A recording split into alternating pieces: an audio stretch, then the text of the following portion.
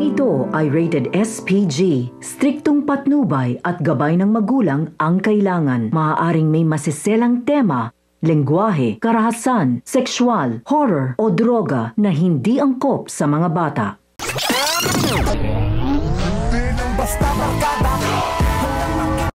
Malalim na nag-iisip si Tanggol habang nag-iisa. Para sa kanya, mabigat ang desisyon na kanyang gagawin pero malinaw sa kanyang kalooban ang dahilan. Dahil ayaw niyang maranasan ng iba ang hirap na pinagdaanan niya. Kaya naman napagdesisyonan niya na tumakbo bilang Vice Mayor ni Olivia para sa pagbabago at mas makatulong sa mga nakararami. Lumapit ang bagong tauhan ni Divina at tinanong kung napagdesisyonan na ba ni Tanggol. Tahimik na tumingin si Tanggol sa lahat at tumango sabay sabing napagdesisyonan na niya. At sa harap ng lahat ay sinabi ni Tanggol na nakapagdesisyon na siya at tatakbo siya bilang Vice Mayor kasama si Olivia Guerrero. Tuwang-tuwa ang buong tropa dahil sa naging desisyon ni Tanggol. Kabilang banda, kinausap ni Jackie si Miguelito at sinabi na hindi naman talaga si Fatima ang nililigawan nito at isa lamang itong paraan upang makuha ang simpatya ng mga botante. Isang estratehiya para bumango ang pangalan ni Miguelito.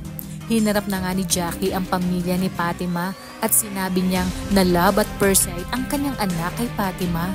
Dahil dito ay kilig na kilig ang mga tao sa paligid, sabay sigawan at palakpakan.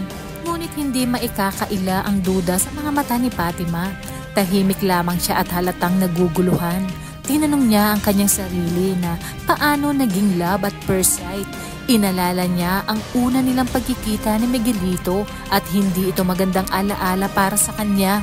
Sa gitna ng hiyawan at tuksuhan na ibiglang lumuhod si Miguelito na halatang pakitang tao lamang. Hindi naman maipinta ni Fatima ang kanyang muka at hindi alam ang kanyang magiging reaksyon.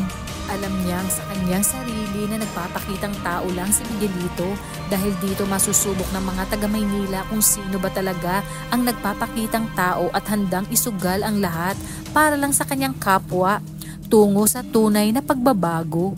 Ang mangyayaring eleksyon ay mas mag-uugat ng mas masalimuot na katotohanan at magkukros ang landas ni Marites at Don Gustavo.